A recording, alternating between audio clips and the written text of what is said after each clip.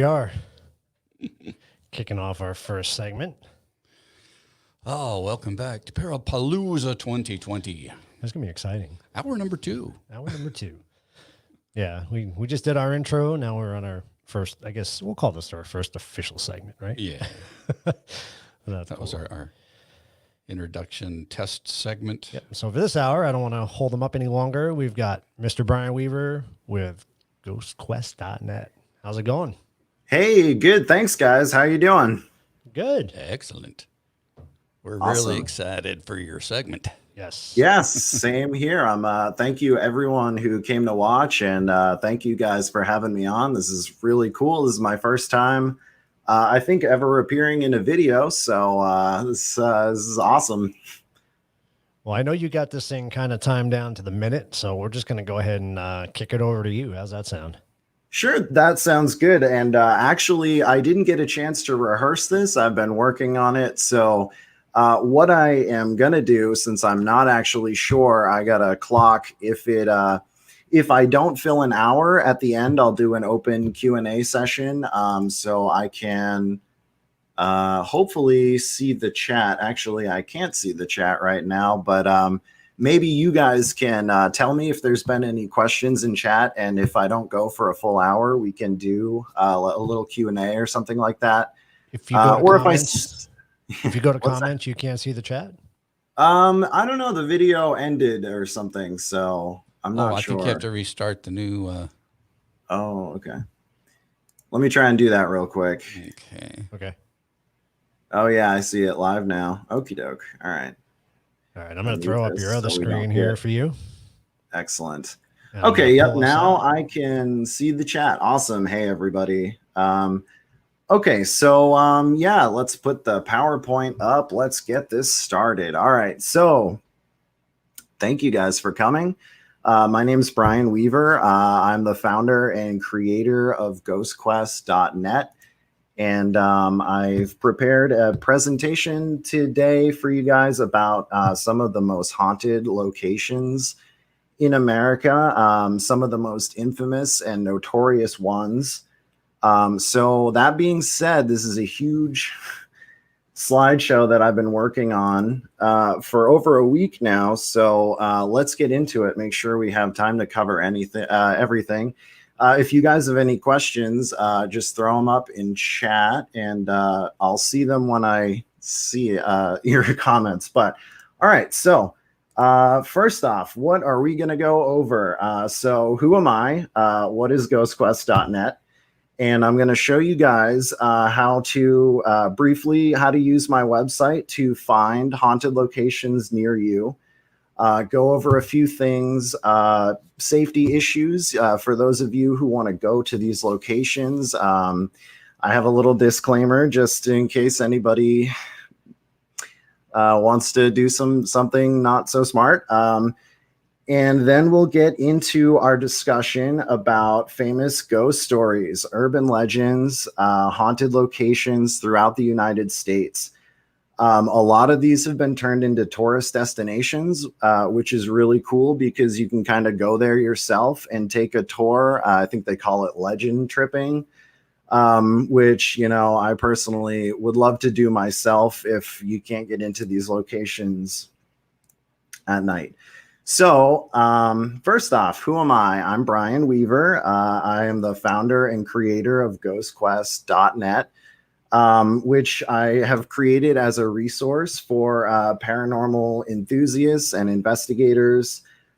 It started off as a database of allegedly haunted locations. I have an interactive map, and you can kind of read and learn about these haunted locations in your home state and all that. So I do web development. I do blogging. I have a YouTube channel, and I just published my first book. So that's a little bit about me. I'm a paranormal enthusiast. I love video games and coffee. I have 3 cats, and I love music. So that's me. What is ghostquest.net? So as of right now, ghostquest.net, I've written and researched over 5,000 locations in the United States. and I have lots more that I still need to research, but ghostquest.net is slowly becoming one of the largest databases online for haunted locations. And I also have a section there for users to share your own stories, ask questions, discuss your ideas. And I have other resources for if there are paranormal content creators here. Check out my link exchange. I do backlinks to other bloggers and YouTubers. So it's become more of a community and more of a hub for, information and all that kind of stuff. And it's evolving all the time. So definitely ghostquest.net. Check it out if you haven't. Some of my states, I have not. I just have a bulleted list for some states, but eventually I'll have the history, GPS coordinates, ghost stories, all kinds of stuff like that. So, yep, I just kind of went over these resources. So, but you can see I'm on social media. I'll do some links at the end of how you can get in touch with me at the end of the presentation. So here's how you can use GhostQuest to find some haunted locations. Let me get my laser pointer here, quote unquote. So if you're just at the homepage, you just go to Haunted Locations, Haunted USA, and it'll bring you to this map, and you just click on your state and it will have all this information here for you. And then you can also, for some of the larger cities, you can see like Detroit is highlighted in blue. You can click on the city and you get even more information. With this user comments and submissions area, you can share your own ghost stories. I type like a little example comment in there. You can share pictures.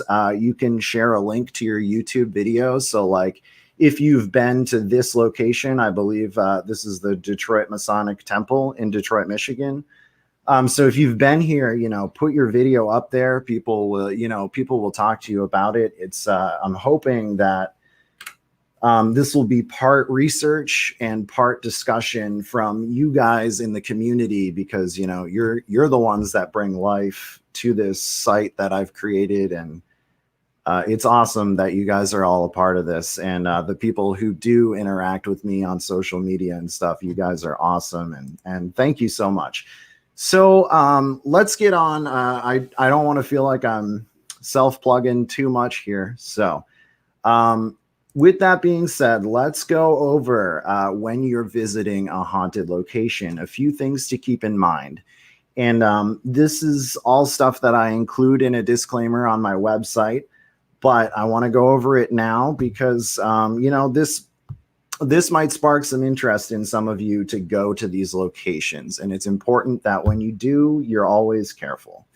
So always get permission from the proper authorities. You can be arrested for trespassing on private property. Dress appropriately for the weather, obviously. But, some of these locations that are abandoned in the middle of the woods, even though it's summer, you don't want to be wearing flip-flops, stuff like that. Think ahead, be prepared. Have a phone on you in case something goes wrong. Bring a friend or tell somebody where you'll be. I never recommend going to a location at night alone because people can be just as frightening as ghosts, and, just keep it in mind. So use caution. I recommend never entering an abandoned building because for structural reasons, they could collapse at any time. There's hazardous, materials and stuff in there. Be careful when you're investigating roadways and railroad tracks. I've read about people who have tried to investigate railroad tracks and they were killed doing a ghost investigation. So don't let that be you. Use common sense. And please don't become the subject of one of the unfortunate ghost stories I write about on my website. It would truly break my heart. So, all that aside, let's get to the fun part. All right. So, we're going to go over some infamous ghost stories, folklore tales, urban legends. What makes a good ghost story or a folklore tale? And in my opinion, a lot of these stories, if you look back throughout history, stories have often been a way for certain cultures to educate people about, how to live morally, the consequences of living a bad life and stuff like that. And you can see with ghost stories that go back into, I believe it was the Greeks who first started writing about ghosts. It might even go back further than that, but one of the most prominent examples I remember reading about is, using ghost stories as a way to kind of enforce the rules, the taboos of your culture.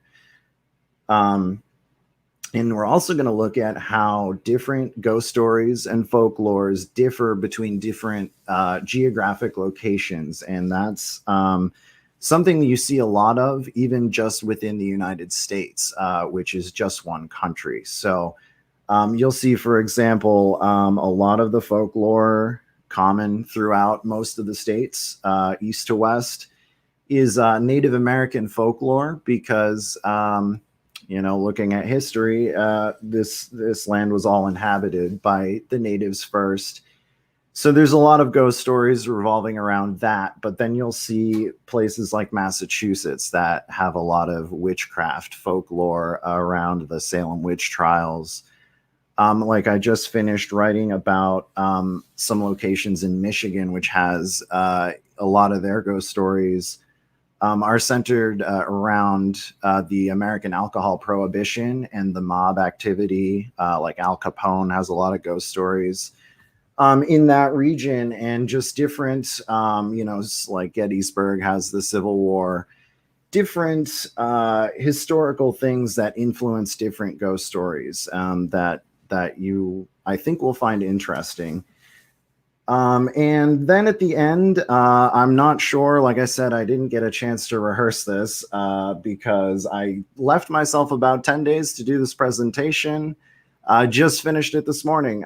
So we'll see how this goes. But at the end of the presentation, we'll do a Q&A. If you guys have any questions that you can think of going along as I'm talking now for later, feel free to throw those in chat, and I'll get to the ones that I see, hopefully. And maybe we can have more of a discussion. Like I said, I'm not sure how long this is going to go. So the first location that I wanted to cover was the Amityville Horror House. It's a very iconic location. And I'm going to cover a few more houses as well, infamous locations. So when I cover each of these places, I'm going to go over a little bit of the location history, and then we'll go over some of the alleged paranormal activity that happens there. And for some of these, we'll also go over some of the theories about what might be going on there, because some of these are still unsolved murder cases or active mysteries that we don't understand. So I don't want to go into too much detail about each place, but I do want to go into as much detail as possible. So the Amityville Horror House was built in 1924. There are some rumors that it was built over the site of a Native American burial ground, but these are unfounded as far as I've been able to tell. In 1974, the entire family that was living in the house was murdered by Ronald DeFeo. 6 family members were killed, the 2 parents and Ronald's 4 younger siblings, I believe. And then after those deaths, the Lutz family moved into the house, which is the Lutz family is the family that the Amityville Horror movie and book are centered around. So these guys move in after all these murders happen. And in 1977, a book was published. And then in 1979, the Amityville Horror movie was published. So some of the alleged paranormal activity, the family claims to hear disembodied voices, whispers, shouts, violent A lot of violent poltergeist activity. If you're a believer of what's in the book, there are a lot of people that think it could be exaggerated, for Hollywood purposes. But the family, the father of the family starts feeling as if he's being possessed by a dark or evil presence. And they also see some Native American ghosts. They try and do an exorcism, but at the end, they're chased out of the house by the ghost. That's the story. So here are the theories. Some people think that it's haunted by the DeFeo family who were murdered in 1974. Some believe there's Native American curse or a burial ground, which is possible. A lot of people believe that it's a hoax because no family that's ever lived in the house has reported any paranormal activity. So, it's really up to you. A lot of people just believe what they want to believe. I'm not sure if you just saw my cat run by, but say hi to my cat if you want. Her name is Pandora. She's a spooky Halloween cat. Okay. So, so a lot of people think that it's a hoax, and no paranormal activity has really been reported. And unfortunately, the families that have lived there, they don't really like people coming around. So the next haunted house is the Lizzie Borden house in Fall River, Massachusetts, which was built in the late 1800s.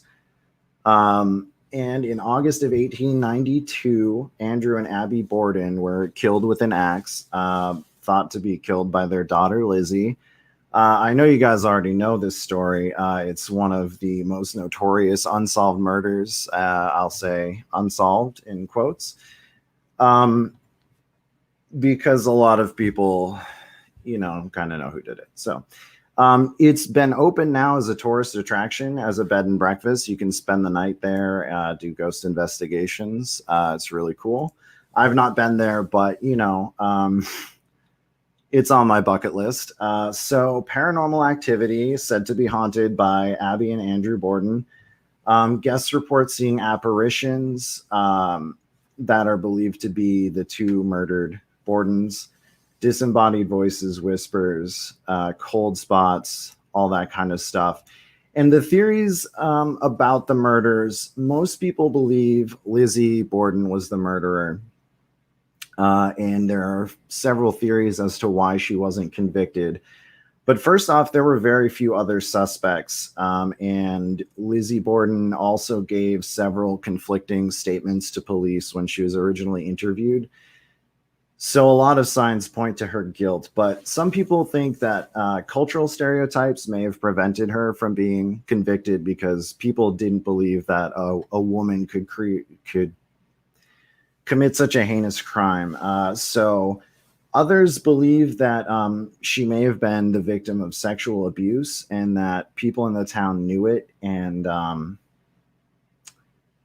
kind of chose to look the other way when the consequences came around. We'll never know. So we're 20 minutes in, so I'm gonna trudge on here. Villisca Axe Murder House in Villisca, Iowa, built in 1868.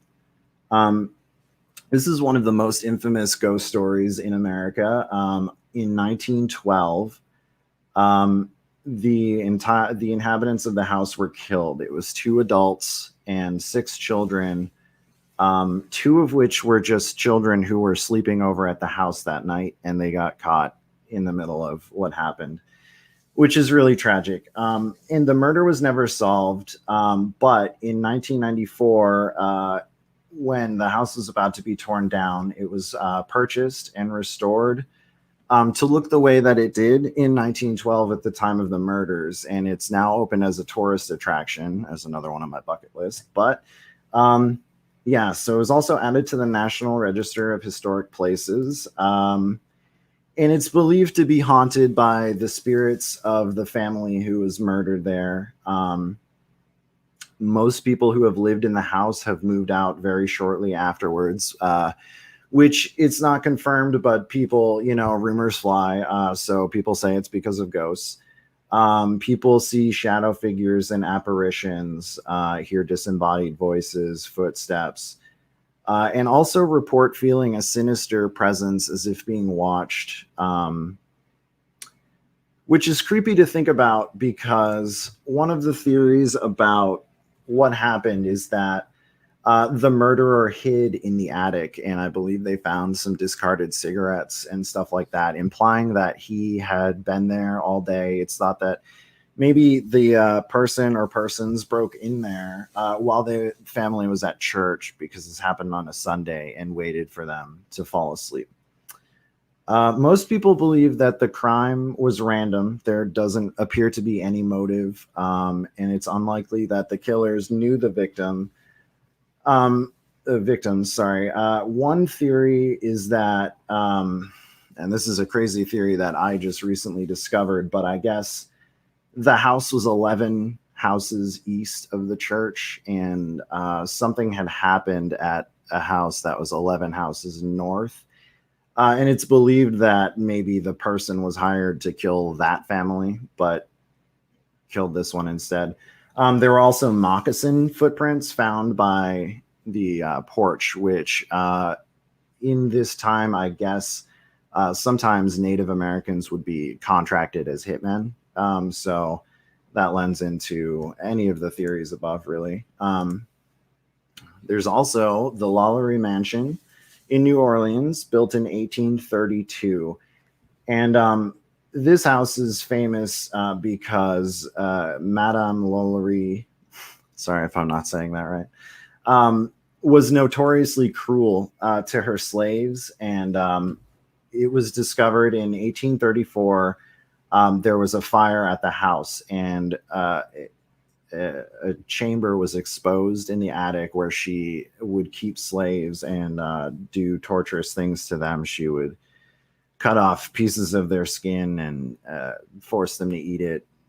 Tons of really messed up stuff. So, but let's see. So that this location is said to be haunted by the slaves who are murdered there. People have also reported seeing the apparition of Madame Lalaurie, who will sometimes interact with people. So this location is also open as a tourist attraction. Let me see. I'm just going to see how many slides I have left here. 26. All right. So yeah, we're actually about on track. So okay, so next thing I wanted to go over is the Winchester Mystery House. And I'm sorry, guys, I see some chat going on, and I haven't been paying attention to it. It's I'll try and catch up. All right, so the Winchester Mystery House. This is another good one. I have to say, probably all of these locations are on my bucket list, and there's a good reason. I'll go into more detail about some of the ones that I think maybe you guys haven't heard as much about. In the beginning here, I know you guys have probably heard about a lot of these, so I'm not going to beat a dead horse. We don't want to anger the horse ghosts. So, all right. Winchester Mystery House this is an interesting one, in my opinion, for a lot of reasons. So it was constructed by Sarah Winchester in 1884 after the death of her husband, William.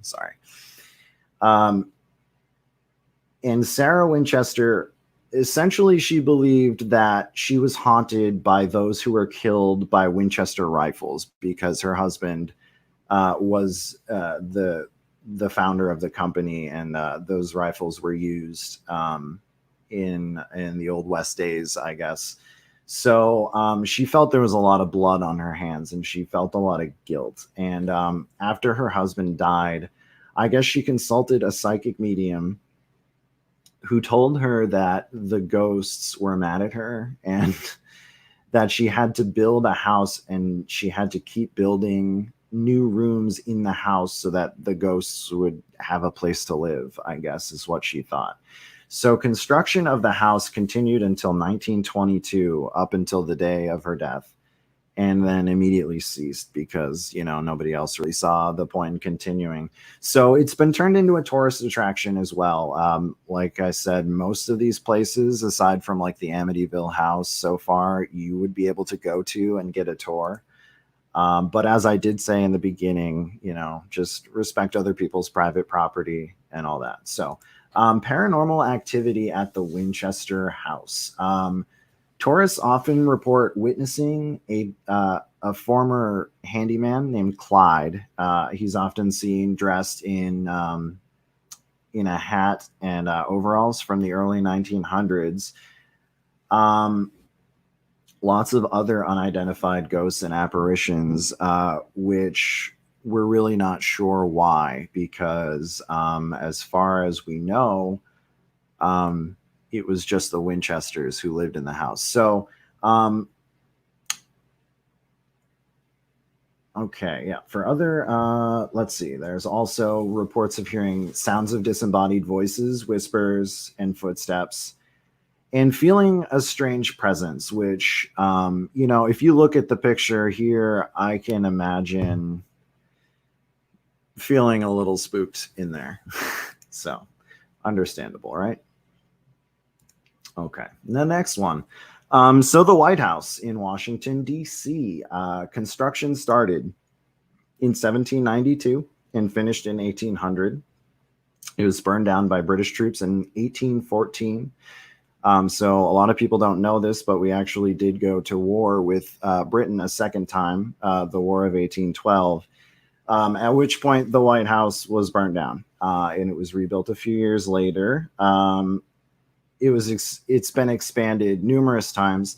If you look in this picture, they're adding the Oval Office, for example, wasn't part of the White House originally. They've added gardens, the West Wing, etc. So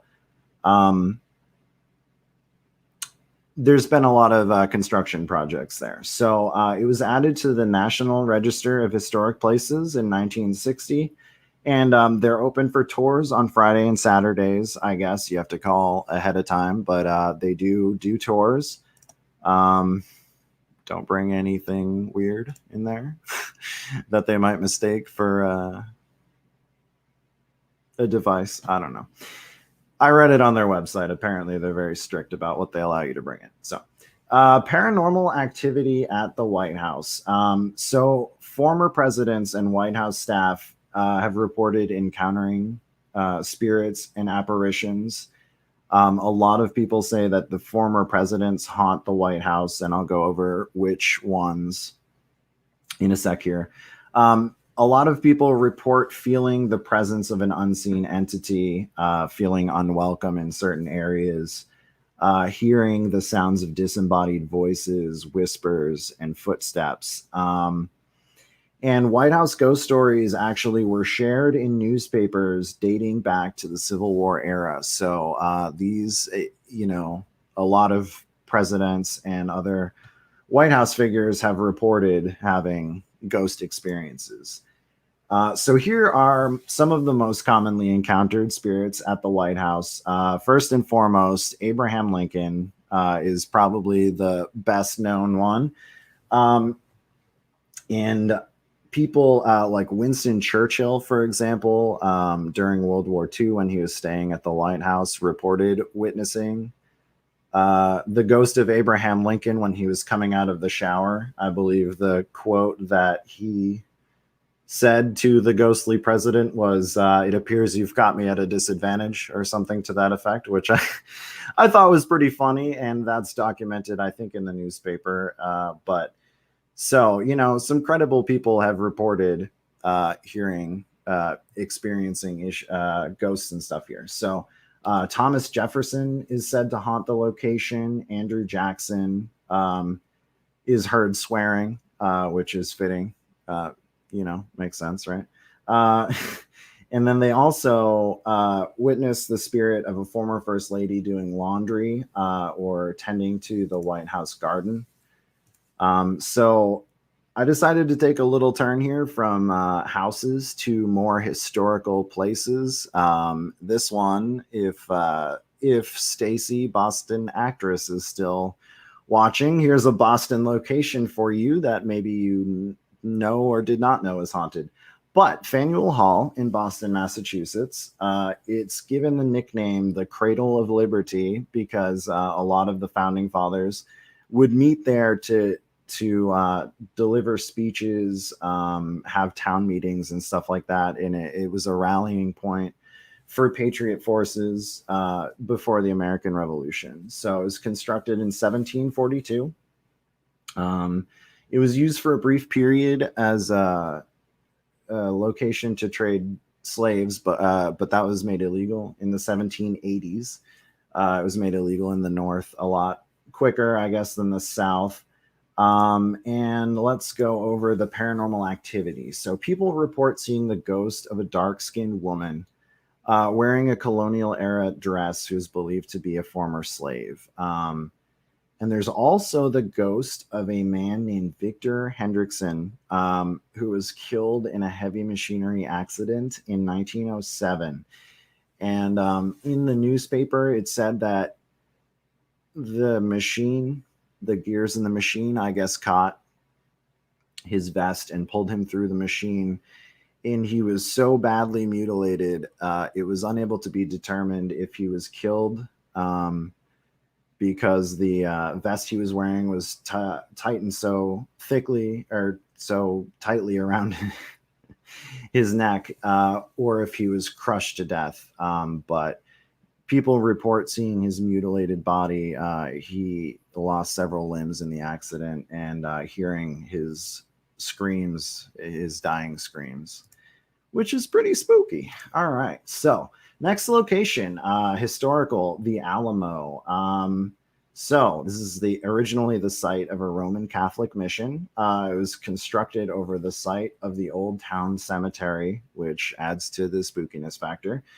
And it was also the site of a bloody battle between Texas soldiers and the Mexican army in 1836. I'm sure some of us haven't forgotten the Alamo. I needed a little bit of a refresher because, anyway, so there were approximately 2,000 soldiers killed. Whoops, I accidentally hit the next button. Can I go back? I can. All right. And those who surrendered at the end were executed by Mexican troops. And it was later used as a jail and police headquarters. And police officers who worked there would often report hearing disembodied voices or witnessing spirits. So several different spirits, the spirits of old troops who were killed in battle. People report hearing gunshots, like musket shots and cannon fire and screams that can't be identified, footsteps, and a lot of people report feeling overwhelming feelings of sadness, possibly associated with the battle there. And so the Battle of Gettysburg is one of the most famous haunted locations in America, I would say. The Battle of Gettysburg was fought between July 1st and 3rd of 1863. There's estimated between 46,000 and 51,000 soldiers were killed in the battle, which extended throughout most of the town. It wasn't just limited to the battlefield, which you see here would have been the battlefield, but this also extended into guerrilla warfare throughout the town of Gettysburg. But it's regarded as one of the bloodiest battles in America. Well, the bloodiest battle in American history. But it also marked the turning point of the Civil War, where we turned the tide against the Confederate Army. So lots of history here, lots of paranormal activity. People report witnessing soldiers, hearing disembodied voices, screams, cannon fire, smelling gunpowder and smoke, which is, strange. And it's infamous as being one of the most haunted places in the world. I'm just going to take a sip of water here real quick.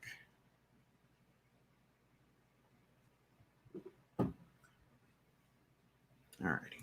Okay. So, other haunted places in Gettysburg. The Gettysburg Engine House was constructed in 1991, said to be haunted due to a small skirmish where a number of Confederate soldiers were killed and buried. They're believed to still be buried there. Daniel Lady Farm was used as a Confederate field hospital and is said to be haunted by soldiers who were killed in battle. The Jenny Wade House. A lot of these are tourist attractions, again, by the way. Haunted by the spirit of a woman who unfortunately was just killed by a stray musket bullet while the battle was happening. She had nothing to do with it.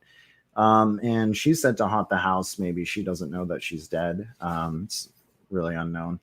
And then there's the Hunterstown battlefield located just northeast of Gettysburg, allegedly haunted by 32 soldiers who were killed in a skirmish around the time of Gettysburg.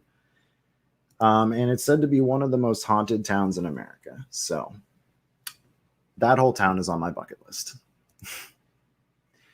And that brings me to our next segue here, where sites of mass casualties and death are also often said to be haunted. So I wanted to go over some of those as well, like the St. Valentine's Day Massacre in Chicago.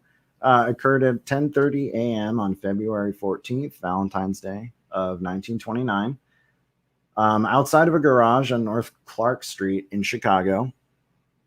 And 7 members of one of the city's gangs were lined up against a wall by 4 men wearing uniforms of police officers. They were lined up and shot with Thompson submachine guns, Tommy guns.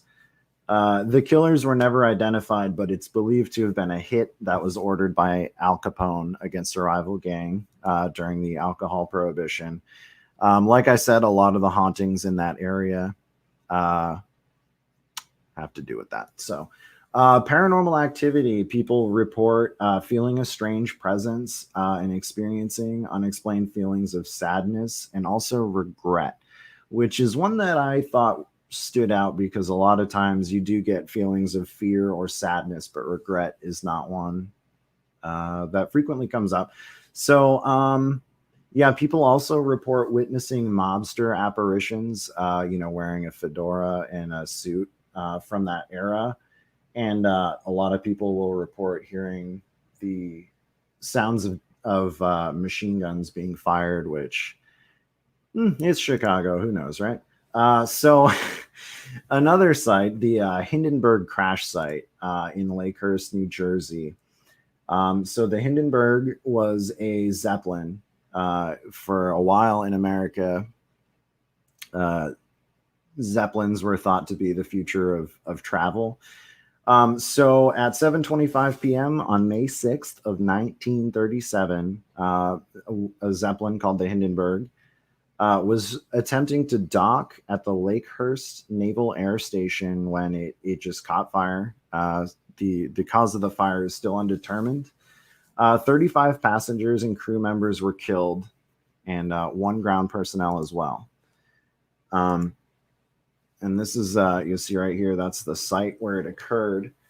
So Hangar 1 at the Lakehurst Naval Air Station was actually used as a morgue where they stored the bodies of those who were killed in the crash. And that location is said to be haunted.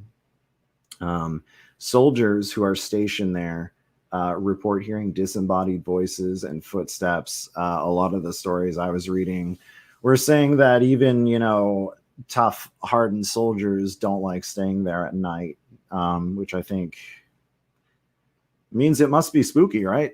So people report feeling a strange presence and also report seeing a phantom airship flying around at night.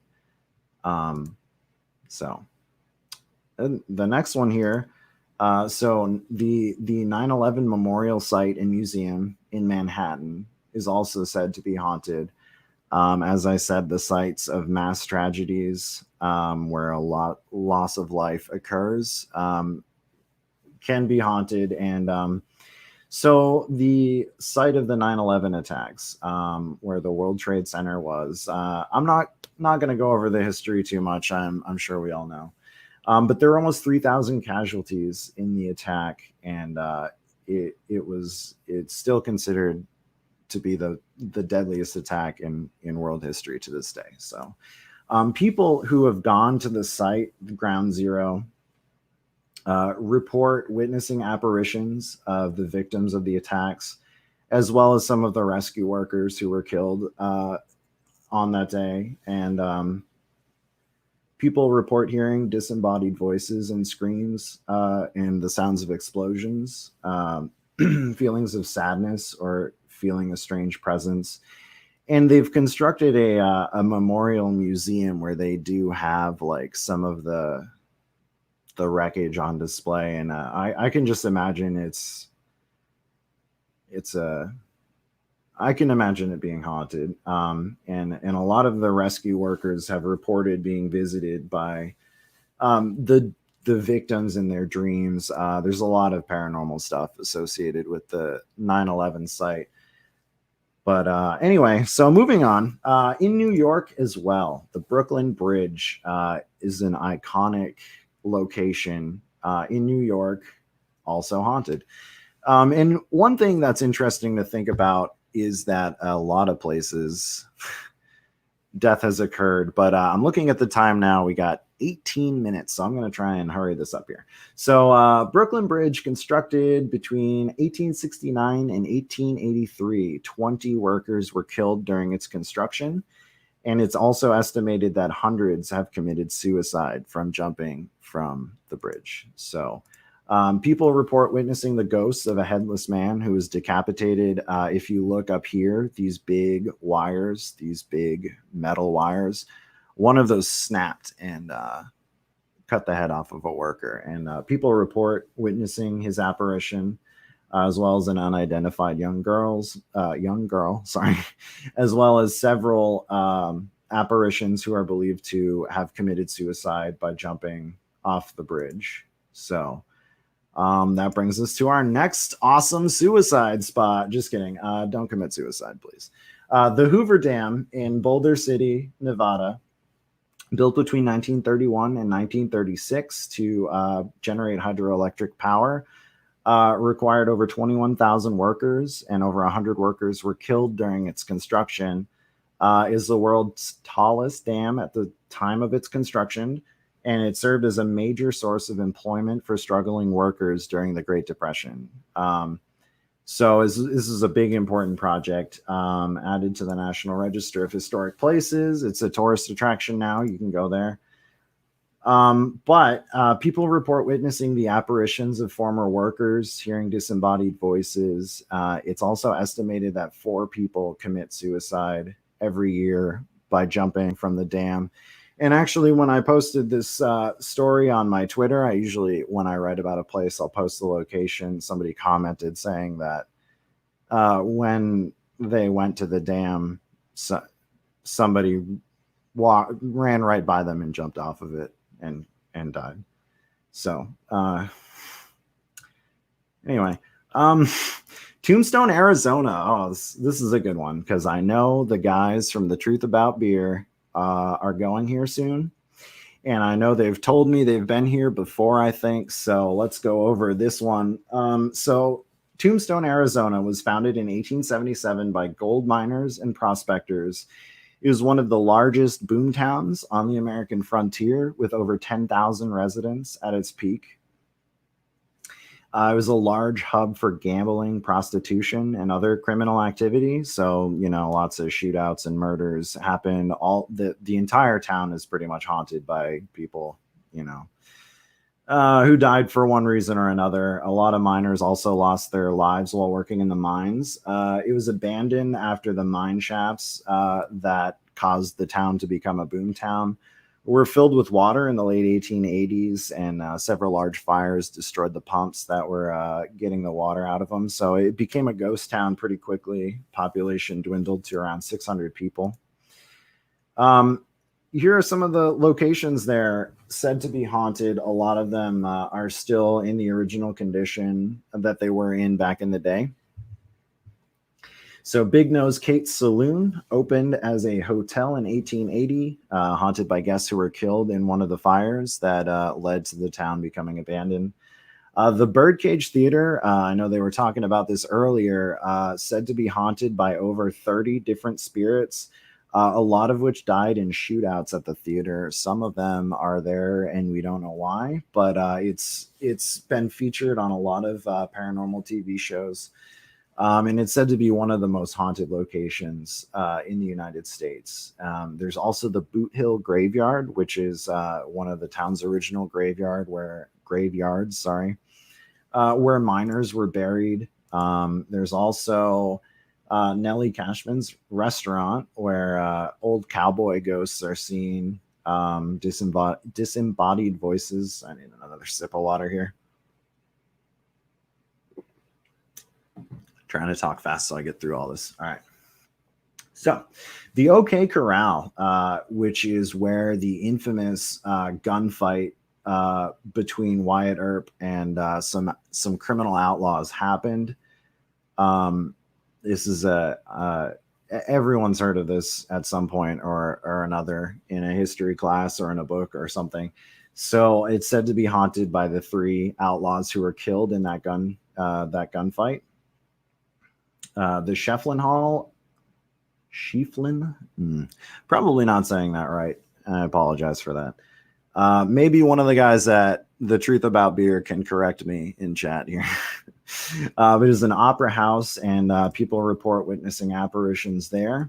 And here's another boomtown for you. The Las Vegas Strip, 4.2-mile strip on South Las Vegas Boulevard, first began attracting tourists in 1931, which was right in the middle of the American alcohol prohibition. It was heavily utilized by mobsters, bootleggers, alcohol smugglers, etc. during the American alcohol prohibition. A lot of shootouts and dead bodies buried in weird places. You know how mobsters be.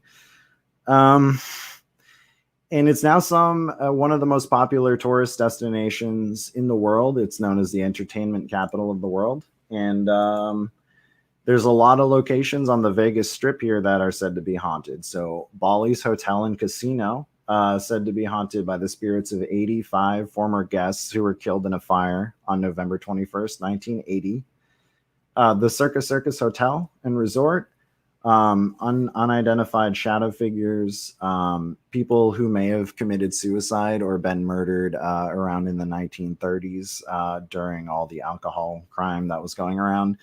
The Flamingo Hotel and Casino, designed in 1946 by mobster Bugsy Siegel, who passed away the year after its construction. So his spirit, I guess, is seen in the hotel with a number of other identified ghosts. So, not all hauntings are bad. Sometimes people just like the place so much they just want to keep living it up in the afterlife. Who knows, right? So the Luxor Hotel and Casino, constructed in 1993, but it's said to be haunted by several workers who were killed during the construction when the building collapsed. And it's also haunted by guests who have committed suicide. Hotels are a very popular place to commit suicide, unfortunately. And these last 2 aren't on the Vegas Strip, but the National Museum of Organized Crime, sometimes referred to as the Mob Museum, is said to be haunted. There's a lot of relics that were used by famous mobsters. We only got 10 minutes left here. So Eloise, psychiatric hospital, another really well-known one. Let me see how many slides I have left to get through. I wish I'd had time to rehearse this. I'm sorry, guys. Yeah, you got to go fast. So, Eloise, these psychiatric hospitals, I have a few on here, but the stories behind them are all pretty similar. So I'm going to blow through a few of these. So Eloise, constructed as a poorhouse, and a lot of these places would use psychiatric treatments like electroshock therapy, hydrotherapy, lobotomies. It was also a self-sufficient with its own fire department, farms, bakery, cemetery, police force, etc. A lot of people were buried in unmarked graves. A lot of people report witnessing apparitions and shadow figures, and these places are really said to be kind of a magnet for negative spirits and negative types of hauntings. Waverly Hills is another one. It was opened as a tuberculosis hospital, and a lot of similar hauntings, shadow figures, apparitions. There's also some stories. Two nurses actually committed suicide in room 502, and a man was murdered in that room. So a lot of negative stuff attracted to these locations. The RMS Queen Mary, another tourist destination. It was a British ocean liner, first set sail in 1936, converted into a troop transport ship during World War II, and was nicknamed the Grey Ghost. Carried over 800,000 troops to Europe during World War II. And after the war, it was refit again for use as a ocean luxury liner. People say it's reported by over... Oh my goodness. Trying to talk too fast here. All right. People say that it's haunted by over 150 spirits. 49 deaths occurred on board.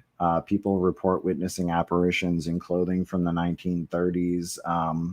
Lots of paranormal activity, like lights flickering, stuff like that. This is one of my favorite haunted ships, the USS The Sullivans. First set sail in 1943, and it was heavily involved in the naval conflicts of the Pacific Theater in World War II. It's named after 5 brothers: George, Francis, Joseph, Madison, and Albert. They all enlisted into World War II together, and they were all killed when the ship was struck by a torpedo from a Japanese destroyer. So that's kind of a bummer. Now it's on display at the Buffalo Naval Park Museum in New York. It's allegedly haunted by the Sullivan brothers, as well as other spirits who were killed in that incident. People report seeing shadow figures and all that kind of stuff. The USS Salem, another interesting story. This ship was commissioned in 1949 for use during the Cold War, which I said that, but they didn't call it the Cold War at the time, I'm sure. But it was patrolling in Greece at the time of the Ionian Island earthquakes. I hope I said that right. 400 bodies were held in the ship's morgue while soldiers attempted to assist people in Greece who had been hit by the earthquake. People report seeing ghosts in the area where the old morgue was. They report seeing a burning man. Let's see. I'm gonna skip over a few of these that I think you guys probably already know, because we only got a few minutes left here. Hotel Henry is one of my favorite ones. This is originally constructed in the 1800s as a mental institution. And it was shut down in the 1970s and then converted into a hotel, which you can now stay at. This place is on my bucket list for sure. A lady in white is said to haunt the location, as well as several other spirits. We've also got the Trans-Allegheny Lunatic Asylum, Eastern State Penitentiary. I still got so many slides left to do. So let's go over this one, Still Cemetery, known as the Portal to Hell. And this is like a common urban legend throughout the United States, that there's a cemetery that's a portal to hell. And if you guys have seen the TV series Supernatural, this is actually used as a portal to hell in that series as well. But there's other gates to hell. These cemeteries, Trout Run Road in Pennsylvania, Casey Family Cemetery in Kentucky, Devil's Tramping Ground in North Carolina, lots of other locations. And then there's also locations on the subject of portals, like the Alaska Triangle, which is like, think the Bermuda Triangle, but in Alaska. And, you know, people go missing there. People report seeing UFOs, aircraft going missing. In this one triangle in Alaska, over 16,000 people have gone missing since 1988 with no bodies found, which is like more than double the national average. Lots of theories about UFOs and ley lines in these areas. The Bridgewater Triangle in Massachusetts, if you see southeastern Massachusetts, this is another Bermuda Triangle kind of area. And I've only got 5 minutes. I wish I had a little more time, but I'm going to just kind of go through this. So it's a similar area. People report witnessing cryptids like the Dogman and Sasquatch. Skinwalker Ranch, you guys may have heard of that location. There's a TV show now about it.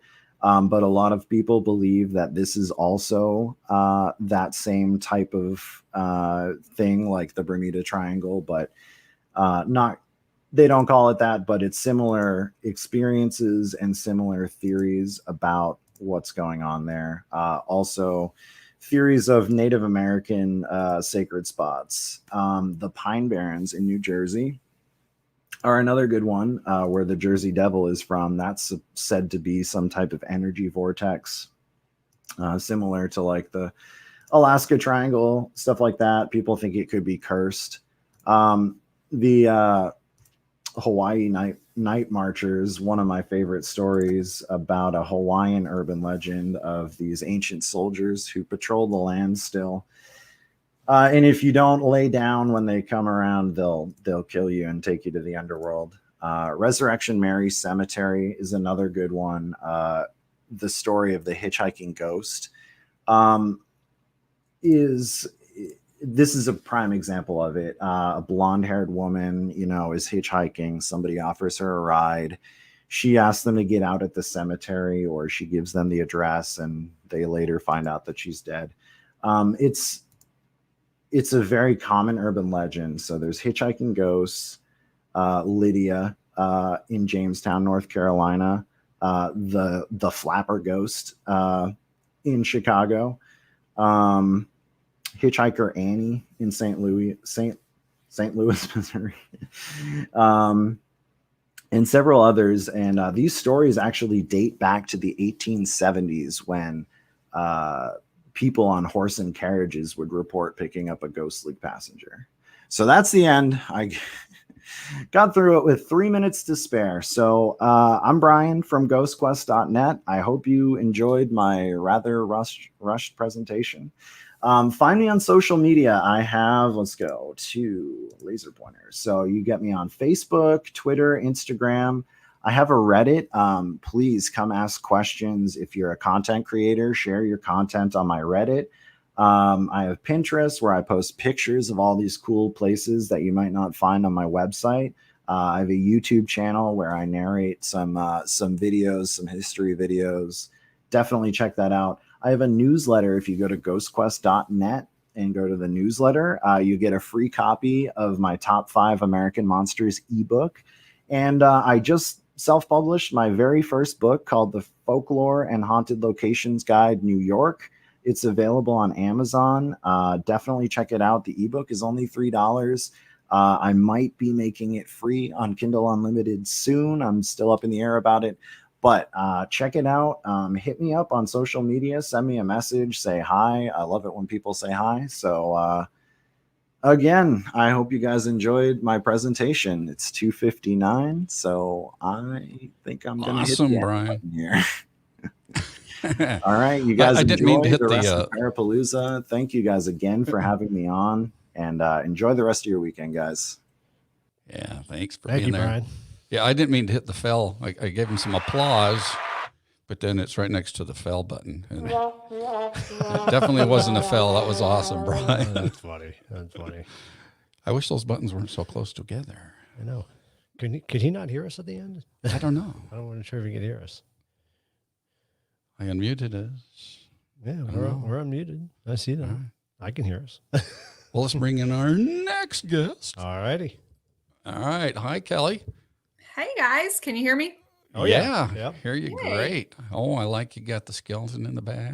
Yeah. My viewers named him Franklin, so I'm going to call him Franklin. All right, Franklin. That's awesome. Well, we've got Kelly from Kelly's Unexplained, and she's got some fun stuff for us. Do you want to tell us what you got planned? Basically, I'm on just to talk about my YouTube channel and what's on it. I've been catching some ghosts at my house. So y'all were talking earlier. Been kind of watching you guys in haunted houses. I don't know how you classify a haunted house, but maybe mine is. So I've been catching about 20, 25 things on my home cameras and put them on. Well, I started putting them on Facebook at first, and my son, who's 19, was like, "Mom, if you put another ghost video on Facebook, I'm going to unfriend you." And I said, "Well, okay, I'll just put them on YouTube then." So I ended up putting them on YouTube. Didn't know how YouTube worked. Never touched it, and it's kind of blown up a little bit. I've been on there for about 5 weeks now. Got a contract with Paranormal Caught on Camera a couple weeks ago and filmed my interview. So that's going to be airing this season pretty soon. That's awesome. For one of my videos, and so hopefully, keep catching them and blow up a little bit. We'll see. All right. Yeah. Well, I think we'll let her take it away. I'm sorry, do you have something to say? Oh, I was going to say, see how the our Parapalooza overlay works with this one. Oh, yeah. Okay. Keep forgetting about that. Sorry about that. Yeah. It was covering up some of Brian's stuff, so I had him taken down. I like the way it fills up the screen. Well, we're gonna take ourselves off though, and Oh, okay.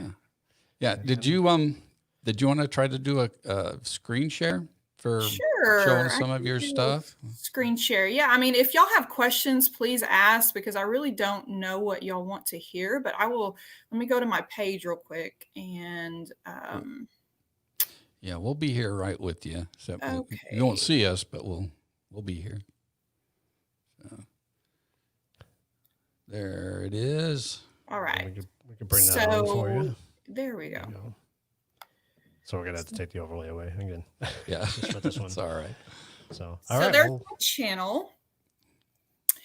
And I guess we'll just start with my first videos because that's when it first started happening. I'm going to exit that out. Can y'all still see my screen? Oh, okay. So this one right here is the first a ghost. And, I had never had them before. July 1st of this year was the first time that I had picked up anything on my home cameras. I only had 3 cameras at the beginning for about a month. And so this one, I'll just play this one. And because I'd watched like Paranormal Caught on Camera and Zach Bagans' Ghost Adventures and all of those haunted and paranormal shows on the Travel Channel, it seems like the Travel Channel is just all paranormal. Has anybody noticed that? But anyway, this was the first one, and this happened at like 2:33 in the morning, and my cameras are motion activated. And so as soon as it detected motion, it picked it up. And as you notice, I'm going to go back. You see that car that drove by? It looked like it was running away from the car. Like it was like, oh my God, a car is coming. And then it just took off.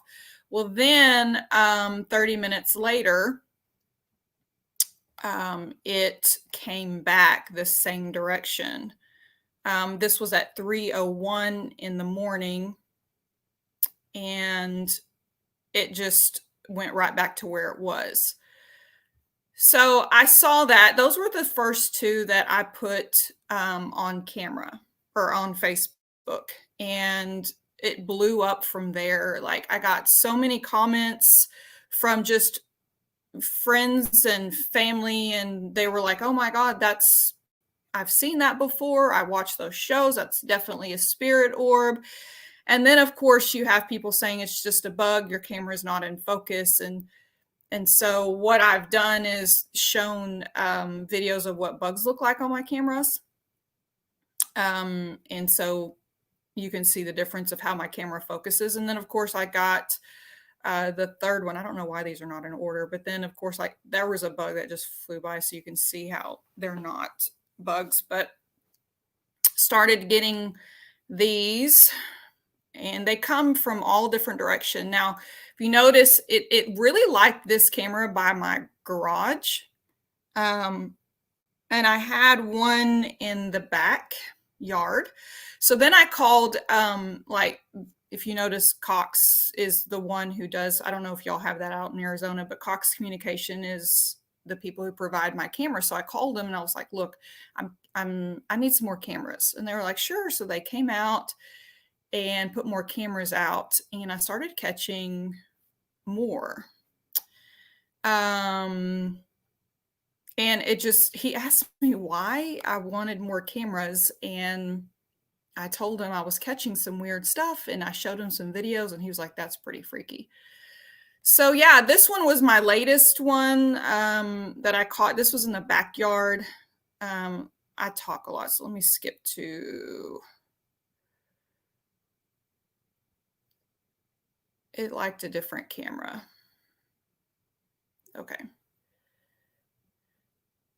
So this one below how you think it's fake, because it's not. This one came from my backyard, different camera angle. It comes creeping in.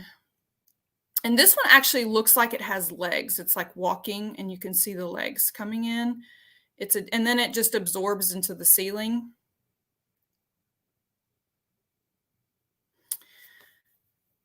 And then right after that, I show you, because I those who are new to this, I had some people saying that it looked like a bug. So then I put a bug on camera so that you can see what my bugs look like.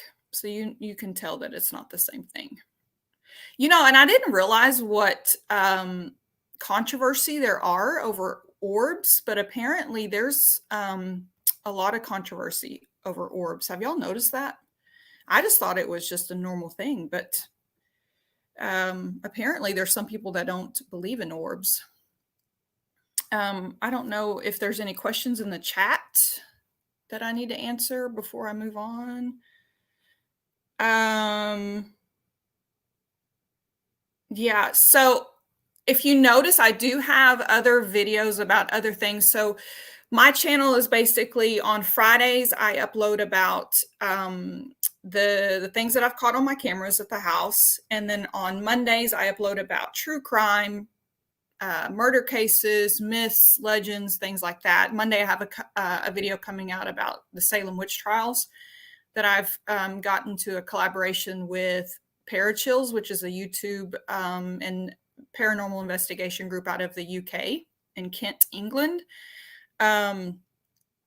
So yeah, I mean, this has been pretty fun. I've met so many different people, watching those channels on Paranormal Caught on Camera. Never thought anything like that would happen to me. But I will show you the one that they are using this season. It's this one right here. Spirit walks across the parking lot. And this is the one that it will be featured. The producers have told me I can't tell you exactly when, but it will be within the next month and a half. So, and I think it airs Sunday, 8 p.m. my time, 8 p.m. Central Time.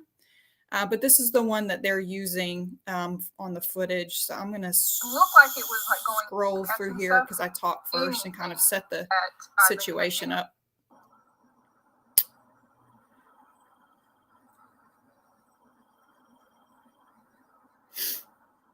But I was in the parking lot in my car waiting for, I was buying something off Facebook Marketplace. And I noticed that light was acting really weird at the top. And because I had been catching stuff at my house, I started filming, and it wasn't raining. So I was asked if it was raining, and it wasn't raining. So that's the one that they decided to use. And they told me that they're probably going to contact me again for some more footage, but I don't know. That one gave me the chills. That one? Yeah. Yeah, that was Yeah. crazy. That was nuts. That one's pretty cool. And Brian Cano, he's one of the hosts, or one of the guys who talk on there. He messaged me on Facebook, and they send them the videos so they can analyze them and ask me questions beforehand because they filmed their bit too. And he was like, "What in the world? What equipment did you use to film this?" And I was like, "Just a phone." And he was like, "Is it raining?" And I said, "No." He was like, "That's some pretty cool stuff." So yeah. Y'all have any questions before? I mean, I don't know what else y'all want to see. Seeing what Super Horror Show said there. Said when you look at orbs, they appear to move in 3D, like if it was someone goofing around with a flashlight. It wouldn't bounce. So you quite like that so it wouldn't react the way that those videos did. No. In fact, like I just get up in the morning and check my cameras, like on my app, on my phone. I'm literally in bed. So I'm not outside with a flashlight. I don't even think I own a flashlight.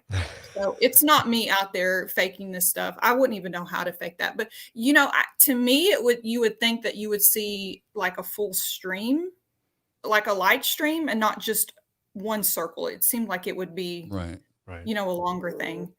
So I'm not sure. But they've come from all different directions. And I usually, when I first started getting them, they would come like once every day, and then every 2 or 3 days. And then I would get 2 at night. And then I would not get anything for the next couple days. And then I would get a bunch. And people have asked me what what I think it is. And, I've mentioned in my videos that my father died whenever I was 5 of melanoma skin cancer. So it could be him. There's construction. There's 2 new houses being built next door. So they could have disturbed some land that I don't know about. Also, I do want to mention that my daughter's, and I don't know if this is the case, but my daughter's best friend committed suicide last year. Not at my house, at her house. And it could be her friend visiting. So I really don't know. But it is happening a lot. Every week, I usually get 2 or 3 videos a week. I have a question for you real quick. Are you the original owner of your home, or? Yes. Yeah. Okay. Yeah. And that was a question I got as well. There's nothing and this house is about 4 years old. And so there's nothing that would have happened here other than, the house is being built next door. And I got my cameras about 4 months before the first video showed up. So I got my cameras probably February, March, and then I didn't get anything caught on camera until July 1st. And that was the first time. And then once that happened, it just started going like crazy. Do you experience anything in the house? I didn't at first. I have a video about, like, there's an orange juice bottle that the lid flickers, like it's moving the top, and actually Paranormal caught on camera told me they might use that in the future for next season. And that's on one of my videos as well. I have not had anything like thrown across the room or lights. I have had lights flickering. And I feel like I've heard things, but I don't know if I'm just going crazy. But, and of course I haven't caught that on camera, so I don't post that. But I don't feel like any negativity or any, heaviness, no darkness here at the house. It's been pretty light. It's airy. It's not scary at all. Like, I'm not scared. People ask me all the time if I'm scared and why haven't I moved out of my house? And it's like, why, if it's real light and not, it's not attacking me or anything like that. I don't have bad dreams, nothing like that. Yeah. So Super Horror Show is wondering if you noticed it being seasonal, if you noticed the orbs just being more active during certain seasons of the year. Or I is don't it know because it just different? started in July. So Okay. I'm the new season, I guess fall's coming up. So I guess we'll Mhm. see if, temperature change happens and does things. Um, so that's a good question. And it's kind of funny because whenever I don't catch anything on camera, I get sad. Like my ghost friend, You there's feel my lonely, kid huh? at. Like, what are you doing? You should be here haunting me. You got better things to do than be here. So yeah, like I wake up and then if I don't catch anything, I get kind of bummed out. It's kind of sad. Like, where did you go? You don't want to overdo it and invite too much in Yeah. because then you might be sorry. But just Yeah. the main thing is to at least set boundaries. Say, hey, we're welcome to coexist, Coexist. coexist. But this is my house, and if you're going to be here, you got to live by my rules. Yeah, and I have had people ask me if I've done live investigations, and I have not yet. And I have ordered equipment. So basically, the stuff that I've caught is just my home cameras. And I do plan on doing live investigations soon. Obviously, I have no idea what I'm doing, and my first live investigation is probably going to be messy and ugly and probably won't catch anything. So I've been watching a lot of I have a lot of new subscribers and a lot of them are, investigators. So I've watched them and some of the questioning they've used and how to get some activity without taunting them. I don't want to be an investigator that taunts ghosts just to catch Right. something. Right. I want to respect the dead just like I do the living. And so I'm willing to learn and once I do start those investigations, put those on here as well. But yeah, there's a lot of good ones out here. Yeah. Well, I want to congratulate you on how many subscribers you have for such a short amount of time. And we've been at it 15 months and we finally got 500. Really? See, that's crazy to me because I thought I was doing bad. I thought that for 5 weeks was bad. No. Well, not if you're basing it off of our scale. No, that's phenomenal. Yeah. I think people have been kind of confused about our platform because we've been just the truth about beer and kind of that's all it would fit on the screen. So we could see we have the same name basically because we're the truth about beer and the unexplained. Right. Oh, so but that would fit on the do screen. you So talk about beer or? Well, we start Yes. with talking about beer, and then we segue into paranormal. yeah, so we start off and we drink beer while we talk about it. Right. I'm more of a wine drinker, so We don't discriminate. So Okay, good.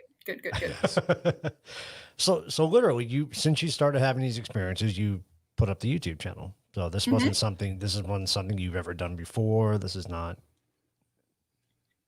Nope. This was not something that I went looking for. No, absolutely not. I mean, Right. I was into it. I loved watching the shows. Of course, I started with Ghost Adventures and all those guys and just thought that stuff's really cool. My kids got tired of me watching it. It was like, Mom, can we watch something else besides this? And so finally, and it seemed like the Travel Channel just turned into all paranormal stuff. And I'm obsessed with it. You got kindred spirits now. And what I would like to see? I would like to see more women in this field, investigators. And what I've noticed is all the shows on TV are mainly men. But on Twitter, I've found so many women investigators in this field, and it's amazing. And I think we need our own show. I think women need to be more in the forefront because there's a lot of cool chicks out there in this paranormal field.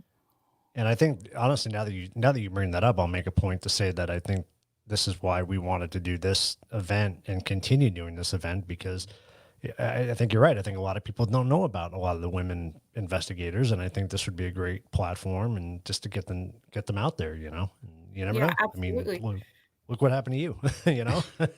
Well, I'm not out there yet. I'm still pretty new, and I'm new at this. I don't know everything. I'm willing to learn. I've learned so much on how to make videos and edit them, thumbnails and just closed captioning, like this one right here. I didn't realize you have to do your own closed captioning, and typing those in takes forever. I'm kind of behind. I still have to do closed captioning on all of those. And just kind of looking at what people are into, what kind of videos that they want to see, what content.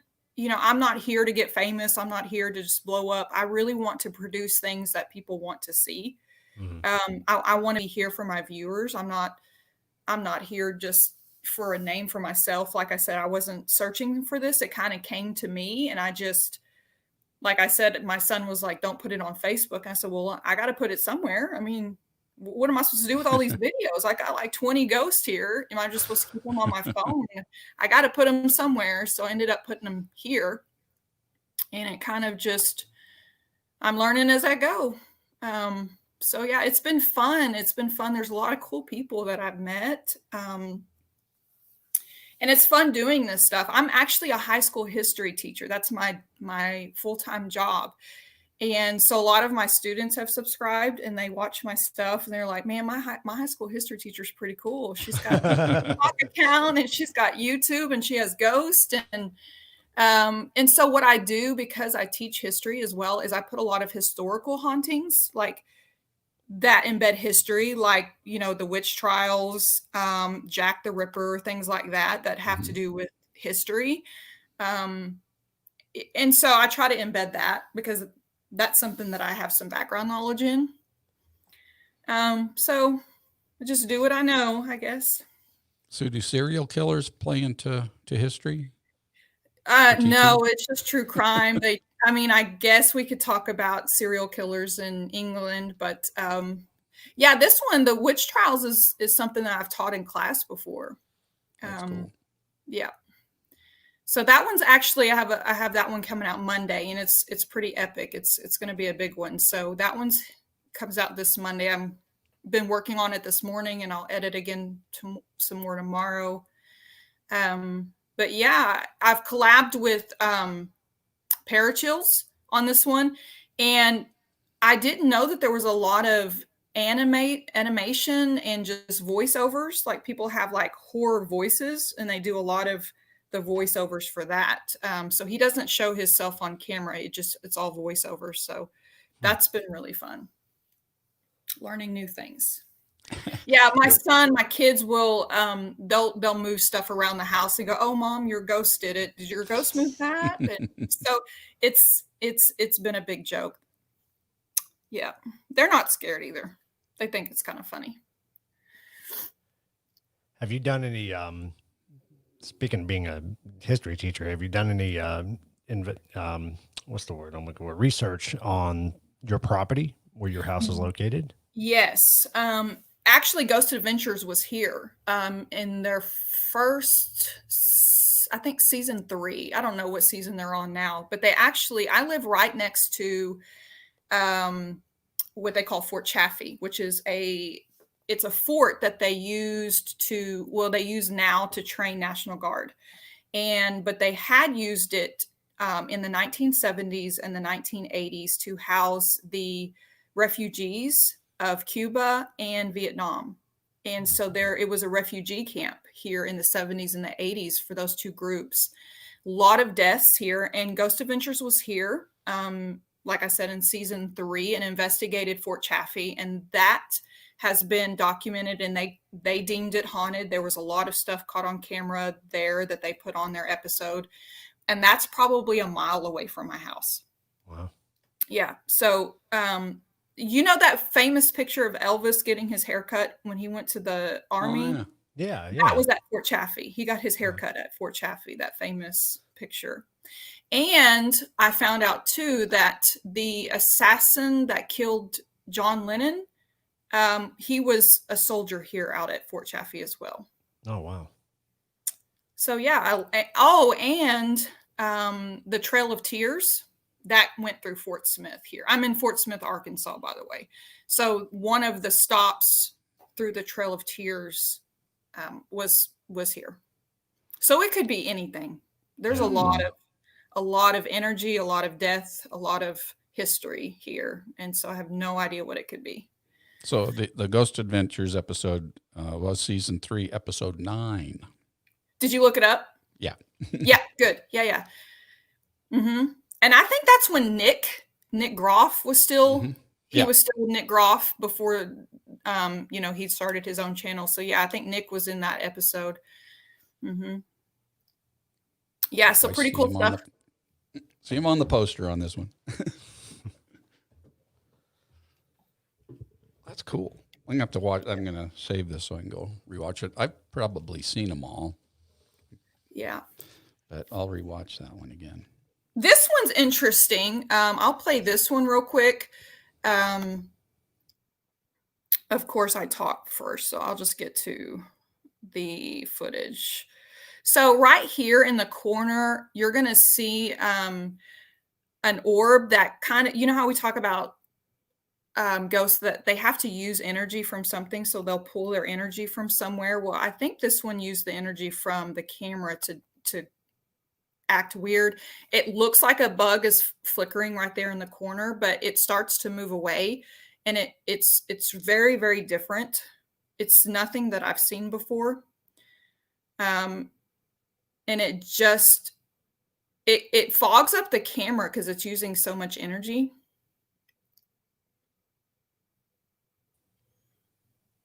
Yeah, that's bizarre. Really weird. It just hangs there. It just spins and hangs there, and you can see the circular shape, so it's not like a bug that's flying around. I don't know what it's doing. I don't know what it is, but yeah, and it does that for a long time.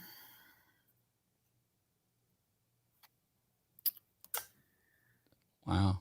I just hope people don't get tired of my stuff. I just want to entertain, and I try to be funny, and I try to be real, and I ask questions on Twitter, and then I answer them on my videos to interact with my audience. Now, do your videos pick up audio as well out there? No. I wish they did, and I've had that question before. No, they don't pick up audio. So that's something that Cox Communications needs to fix, because if they're talking to me, I really need to hear that. Yeah, we've seen some pretty wild, like Ring videos, from the Ring thing. Yeah, this one is different too. There's some pretty crazy EVPs that come out of those.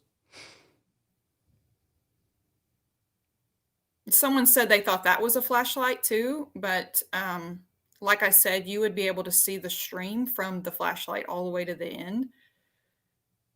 This one looks like it's on crack or something. I don't know what this one's doing.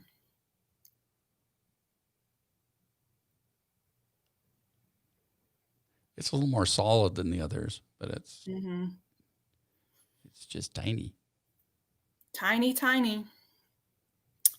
So yeah, and it goes on for a long time. It just sits there and just has fun forever. Yeah, I did see another bug just fly by it. So. Yeah. So I'm not out here to make $1 million. I'm not out here to swindle anybody. Like this week, I just posted a video yesterday for my Friday video, and I didn't catch anything on camera this week. It was like the saddest week ever. Every morning I would wake up looking for something to give to you guys, and I didn't catch anything. So I told my audience, sorry guys, I didn't have anything this week. So I ended up doing this one, the Wendigo sightings, because I didn't have any caught on camera stuff this week. The first week it's ever happened was this week. So I'm sure some people would have just, made something up or faked something just so they could have content for the week. But I didn't do that. I don't want to do that. It's all real. You don't want to start down that road. No. Nope. We have any questions I need to answer? I can't see the chat. So yeah, well, Mike the Naked Bigfoot says you live on a paranormal hotbed. Yeah, I do. And I really wish I had gotten cameras years before, and no telling what I could have caught. since, you know, like I said, this has just been happening since July. And do you have some in the house as well? Cameras? Yes. Oh. This one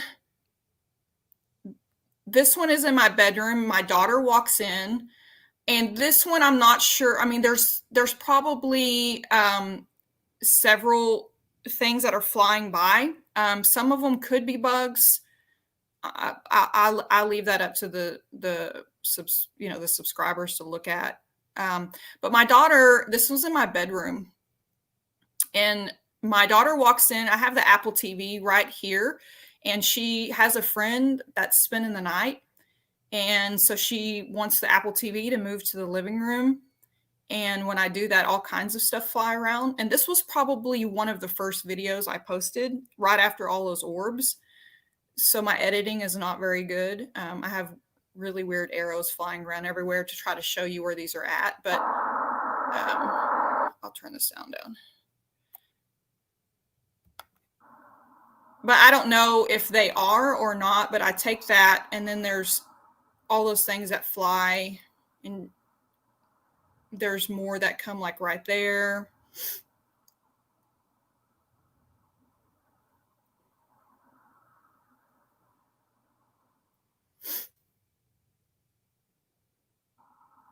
So now I'm looking for the remote control, and they're everywhere. So I don't know.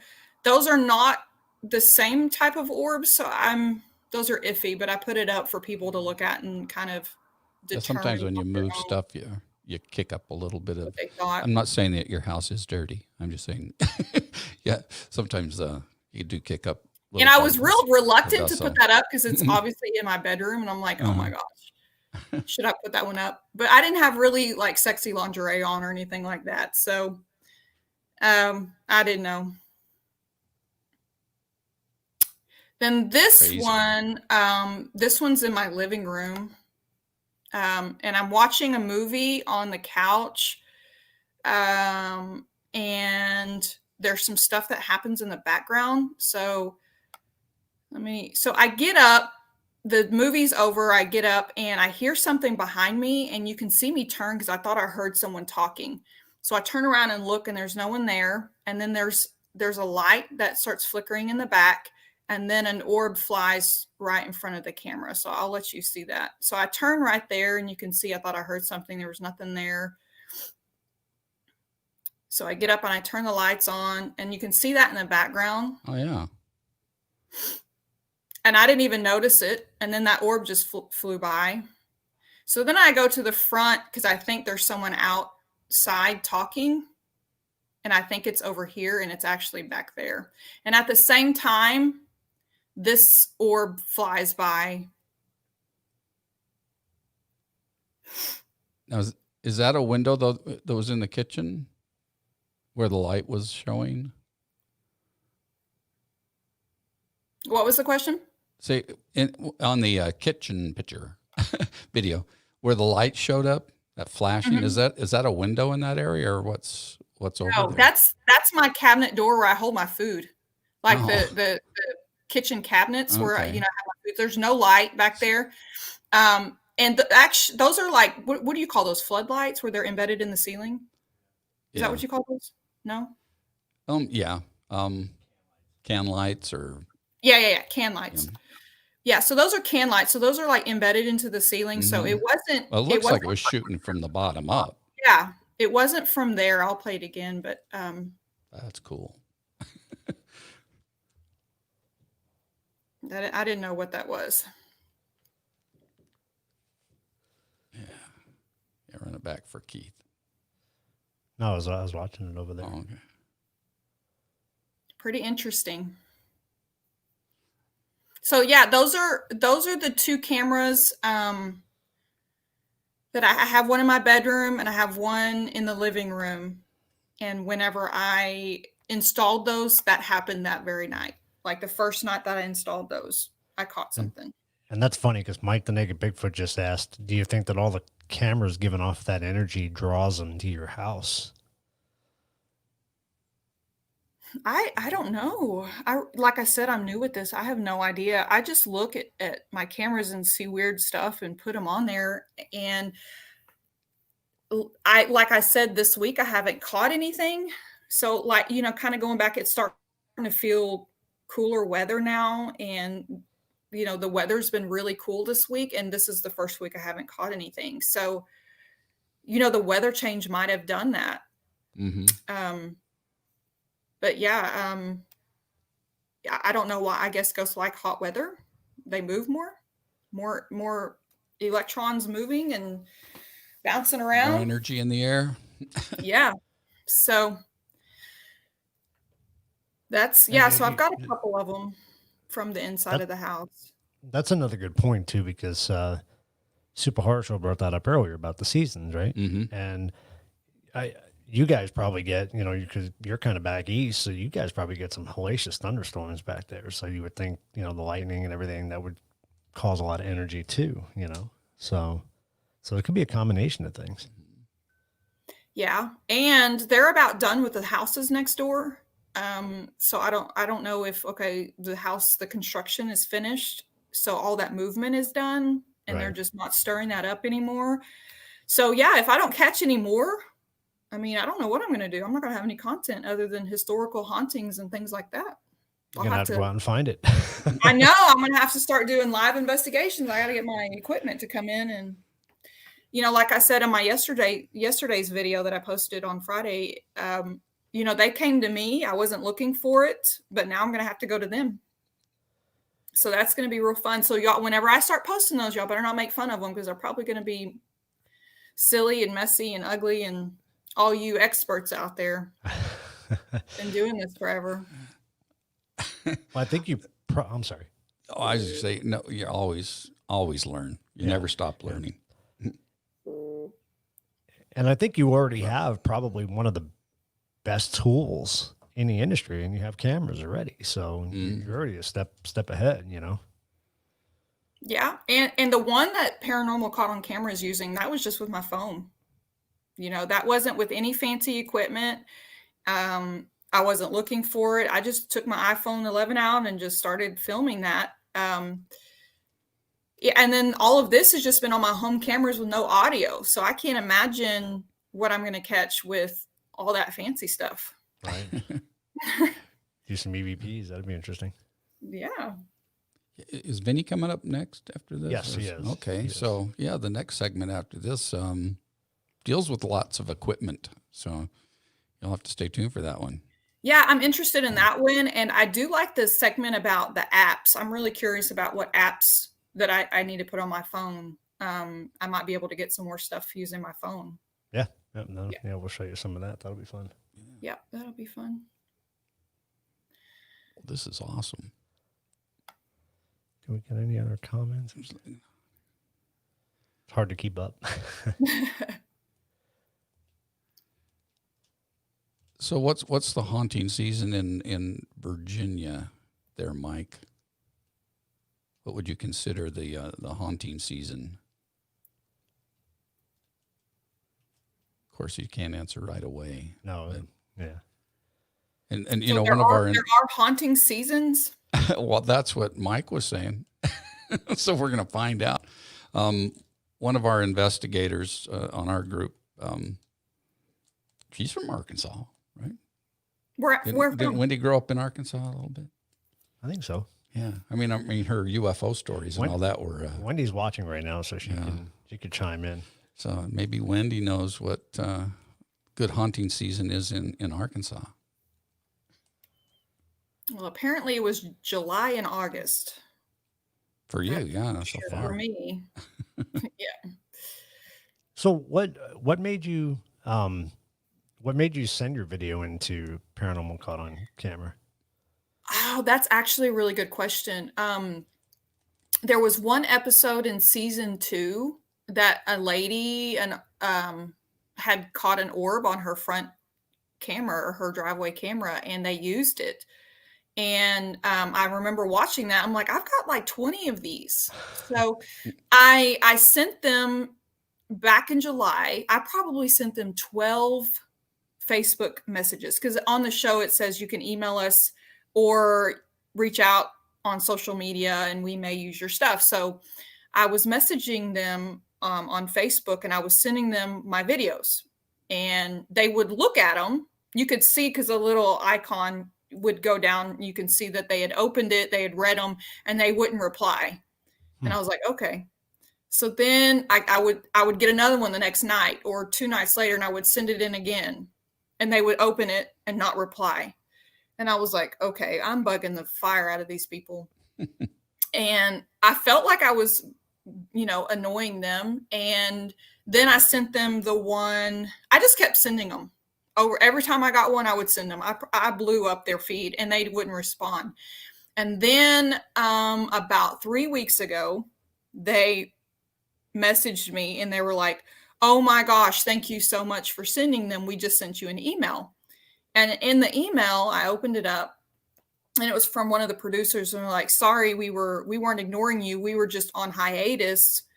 We were just now starting our new season. And so we're just now looking at videos. So this whole time that I've been sending it to them, they weren't ignoring me. They were just on a break from between season 2 and season 3, I guess, from filming. And so now they're getting this season up and running and using my footage. And so they chose that one and told me that that they would use more in the future. But I guess they have a lot of people sending in orb videos. And now the stuff that they're using is pretty, I guess orbs are for kids. I don't know, but there's so many orbs out there that they didn't want to use a bunch of orbs. They wanted to use that one walking across the street. So yeah. That was a good one. Maybe that's the key though, because we sent in our Julie video to Paranormal Caught on Camera, so maybe we need to bug the hell out of them.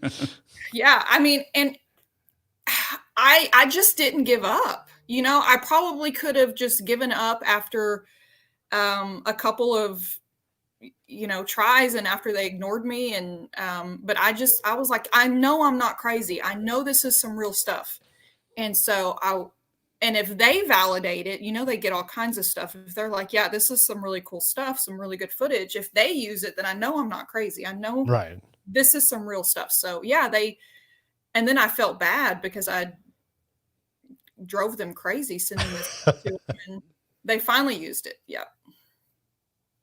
So I guess persistence pays off. Don't ever feel rejected. Just keep trying. Right. I think that's what we'll do. That'd be cool. Yeah. Hey, Tim. Oh, okay. Cool. So Vinny's here now too. So get ready for that one coming up. Is Vinny going to answer my question about, is he the one that's doing the seasonal stuff? Or he asked the question? He's doing the gear. Oh, get the gear. Okay. Yeah. I do need to know what websites to use, or if there's a certain company I need to go with for my stuff. Yeah, Vinny will tell you all that when he comes on. Yeah. Okay. We'll talk about that. So good deal. That'd be cool.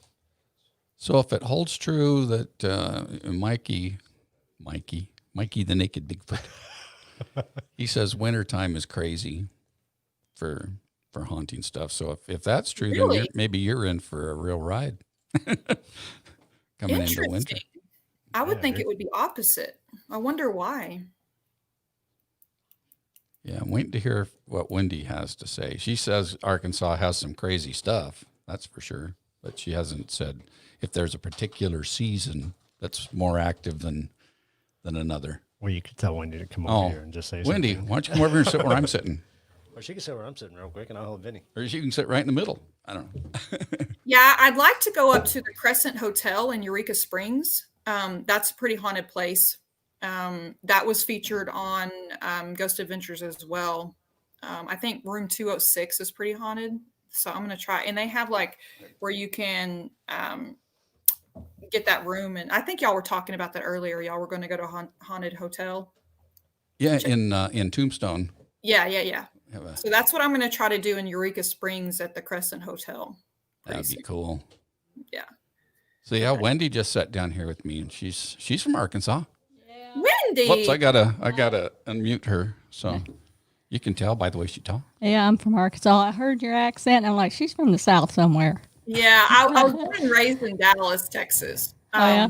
But I've been here for about 20 years. Yeah. Yeah, the y'all. Y'all, Like, yeah, yeah. y'all. But yeah. Actually, I was born in Memphis, Tennessee, and moved to Arkansas and saw some crazy stuff.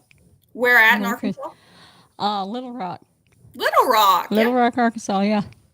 Big So. town, big town. Oh yeah, and there's just like crazy stuff out there. There's always crazy stuff. The South is kind of no offense because I'm from the South, but we're a little off when it comes to the weird stuff. But I actually had a experience with a UFO. It was after a storm. It was a really bad tornado storm, and you have the basements and stuff that you have to go into, and so we were actually out in the area, way out in the wooded areas, out in the wooded area, and is after the storm, and we're going back to our, we lived in a trailer, so we went back to the trailer and looked up in the sky, and there's this huge, like round, just like your typical UFO, and it had these lights just going around and around and around. It was hovering over the trees, and it was so low, it looked like it was touching the top of the trees, and we were like freaking out. I was probably, I don't know, maybe 9 or 10, maybe younger, and it just hovered, which freaked us out. So we went in and came back out, and it was gone. It was like, but it was as vivid it's as vivid in my mind as it was the day I saw it. So it's pretty crazy. And that happened in Arkansas? Yeah. Mm-hmm. I pinned out, like way out, like I said, it was, wooded area where we lived.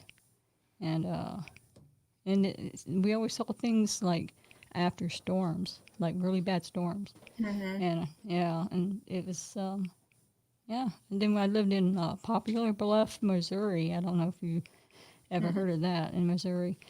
And we always saw stuff in the sky, like red lights darting around, or like red dots, and then you'd see like somebody got a straw and just pulled it up, and they would disappear. Just crazy stuff. Yeah. Yeah. Well, when you're watching Paranormal Caught on Camera, now that everyone's got phones and cameras on their phones, they're picking up some of the craziest stuff that we weren't able to pick up before. So if you'd have had an iPhone back then when you were 9 and 10, man, you would be famous. God. I'd probably be famous. I wouldn't have to be working right now. I know. But it was pretty crazy. I mean, and I had sisters that were with us, at the same time. They can tell you, it was, but they saw it. It was me and my 2 other sisters. But we saw strange stuff there. Little people. We got on that subject once. That's right. We were talking about gnomes. So crazy stuff in the South. But, there's a lot of good places back east, man. So many good locations to investigate. And So would you say, though, that there's a season that's more active than another? I would say around what I experienced was around the season around spring. Sometimes even in the wintertime, wintertime seemed to like it, things would act up. Yeah, that's what I was reading what Mike Super Horror Show said. He said during the solstice, winter solstice, it's quiet, things are still. Mm-hmm. Yep. So it's easier to notice movement, and things that right might be I'm wondering trying to appear. I'm wondering too, because of all the electricity of a storm. Even I think even things like that can attract not just spirits, but I say UFOs because I totally believe in them. So it's kind of crazy. Yeah. Wow. Yeah. Did you see the video that she shot with her phone? Oh yeah, that was cool. My gosh. I want to experience, I want to actually be able to capture something like that. That would be so cool. Because, you tell people you see something, they're like, yeah, well, what are you on? I'm like, well, I was 8, so nothing. It kind of reminded me of like a lava lamp. You know how when they little parts fall down or it starts yeah, coming down, then a that's cool. part separates and takes off. That was just like it was formed out of that energy and Right. Yeah, I'll and play I've, it while and you're walked talking, away. just for if there's new or someone who just jumped in. Oops, someone who just jumped in. You can. This is so bizarre.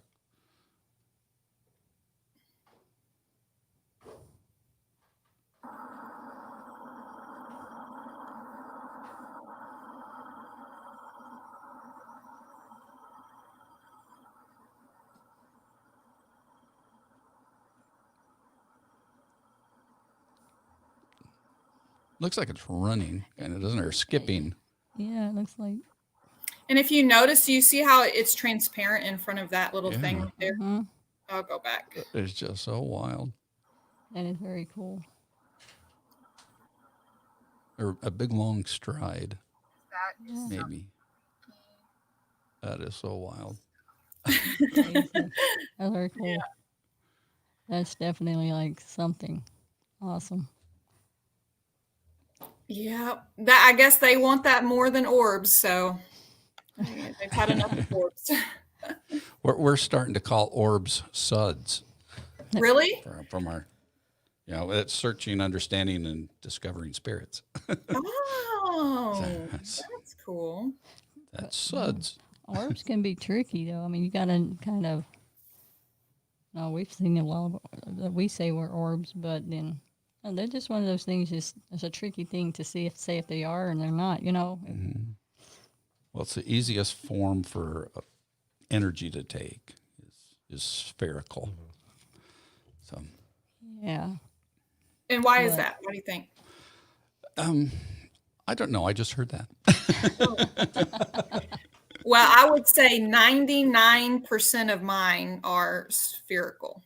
Yeah, so I would agree with you. I just don't, know why. But yeah, I mean, Yeah, because everything kind of. I mean, if it's an energy, then it's emitting its energy from a nucleus. So kind of makes sense. It would be round, but to take other shapes would take more energy to Right. yeah. to say I'm going to show my arms or something. So the one that you caught on your phone, that was bizarre because that you could see feet and Oh yeah. it was That was pretty cool because it started out as an what I call an orb too, and it just kind of made itself into something. yeah. That's cool. I'm breaking out of the shell. But yeah, so I'll give you back to Kevin. I mean Keith. Keith? Keith? Kevin is my fellow investigator. other guy. I was talking Yeah. to him earlier, so sorry. How's Kevin doing? Sorry, Keith. The other K. Like another K. It starts with a K. They're doing good.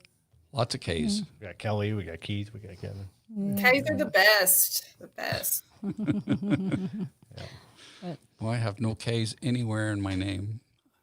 I'm a loser. Try having a name like Wendy. Who's walking down the street? I knew it. No. That's funny. But nice talking to you. Thank you, Wendy. Yeah, it was good Yeah. to see you and fellow Yeah. Arkansan, or at least Oh, for a yeah. little bit. Yeah, and your accent, I love it. Miss it. Really? Yeah. I almost didn't, to be honest with you. People have asked if I feel comfortable being on camera and all of that. And I am so not comfortable being on camera. One of the things, I almost didn't do this just because I'm so like self-conscious about my bottom teeth. I know that sounds so random, but my bottom teeth are crooked because I didn't wear my retainer after braces. Mhm.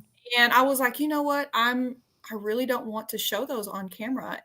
But I did it anyway. And then I've gotten a lot of people asking about my accent, and I didn't realize I had one. Oh, yeah. I can hear it. I'm from the South, and I figured I couldn't, yeah, you got it pretty strong. Pretty Not as strong. strong as yours, though, Wendy. You think? No. I've been here in Tucson. I've been here actually, I'm from Tucson, or actually our team is called Ghost Hunters of Southern Tucson. But I've been in Arizona for like 31 years now. Yeah, I don't hear her accent at all. She doesn't sound Southern to That's me. funny. That's funny. That's funny. Yeah, I just what everybody says like you got an accent, and I go what? Oh, Well, yeah, even people from Utah have an accent, and I thought that I've been here for 37 years now, and I thought, no, I've lost that. And it wasn't until we started doing our podcast and listened to myself back, and go, Right. yeah, no, you got that Utah accent. Well, you'll hear Benny here later, and he's from Jersey, Jersey. He's a Jersey boy. Oh yeah, when he gets a little upset, He's coming up in just 5 minutes. Yeah. get him upset so you can hear it. Don't do that. I'm just kidding. Well, Kelly, why don't you share with everybody where they can find you? We know we've got your YouTube channel up, so everybody go show her some love there. Yeah, please And- do, because I'm new. I need some newbie love. Twitter. So I guess I'll just go here and go on my Twitter. I don't even know. It's Kelly's Unexplained. Kelly Nickell 7, I believe. Yeah. So, and I don't even know why I did 7, but yeah. So Kelly Nickell 7, that would be me. Yeah, you can follow me there. I usually on my Friday videos, I ask my followers, questions that they want me to answer, and I put those on my Friday videos. So I'll do that on Twitter usually, and then Instagram. I'm on Instagram under Kelly's Unexplained as well. Facebook, Kelly Nickell. So my full name is actually Kelly Nickell, so you can find me on Facebook at Kelly Nickell. Same profile picture, so when you see that one, you know it's me. Look But for the yeah. eyes. I know my blue eyes. Yeah. My daughter has them too. Love it. Yeah. They look gray on camera sometimes. You got pretty eyes. That's all good. Thank you. Yep. Well, guys, thanks for having me. Oh, been a pleasure. Yeah, you did awesome, by the way. Thank you. Yep. Thanks for sharing what you did. That's I've been blown away, and I got Yeah, chills so too. That was whenever cool. I'm allowed to tell y'all the exact date when the producer says I can tell you, I will tell y'all when to watch that episode. Sundays at 8. Yeah, we'll it should share be that coming up information in the too. 5. Once you share it. Absolutely. All right. Thank you, guys. Well, thank you. All right. Y'all don't work too hard. Have a good day. Yeah, Bye. enjoy. Bye bye. Yeah. We'll see you. Bye. All right. So coming up next, we got Vinny coming up with some ghost hunting equipment. And for those of you watching now, just make sure you look for the new stream to come up. We separated them out into 2-hour streams. That way we didn't have any interruptions as far as network or anything goes. Right, because it does need to be refreshed. Yes. So we'll be on YouTube and Facebook under Parapalooza. So we're going to sign off on this segment and watch out for the next one. We'll see you guys in a few minutes. Yeah. Don't go anywhere though. And I Except also, to the next thanks stream. to Brian too. Brian from GhostQuest.net. Yes. So we'll see you guys in a couple minutes.